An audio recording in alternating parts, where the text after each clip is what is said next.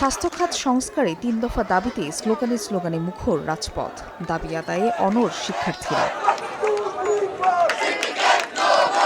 রোববার সকালে ১৪তম দিনের মতো বরিশাল নগরীর নথুল্লাবাদ এলাকায় ঢাকা বরিশাল মহাসড়ক অবরোধ করেন আন্দোলনকারীরা। এ সময় স্বাস্থ্য খাতের অনিয়ম নিয়ে নানা ধরনের স্লোগান দেন তারা। আন্দোলনকারীদের অভিযোগ, দীর্ঘদিন ধরে সরকারি হাসপাতালে সিন্ডিকেটের কারণে মানুষ চিকিৎসা পাচ্ছেন না। এই সিন্ডিকেট ভাঙতে হবে। দ্রুত সমস্যার সমাধান না হলে ব্লকেট কর্মসূচি অব্যাহত রাখার হুঁশিয়ারি দেন তারা।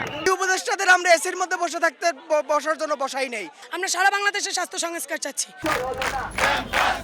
এদিকে স্থায়ী ক্যাম্পাসের দাবিতে সিরাজগঞ্জের হাটিকুমরুল মহাসড়ক অবরোধ করে বিক্ষোভ করেন রবীন্দ্র বিশ্ববিদ্যালয়ের শিক্ষার্থীরা। তাদের সঙ্গে সংহতি প্রকাশ করে কর্মসূচিতে অংশ নেন শিক্ষক, কর্মকর্তা, কর্মচারীরা ছাড়াও স্থানীয়রা। এ সময় শিক্ষার্থীরা জানান, দীর্ঘ ৯ বছর পার হলেও এখনও স্থায়ী ক্যাম্পাস নির্মাণ না হওয়ায় নানা সুবিধা থেকে বঞ্চিত হচ্ছেন তারা। দাবি আদায় না হলে আরও কঠোর কর্মসূচি দেওয়ার হুঁশিয়ারি শিক্ষার্থীদের।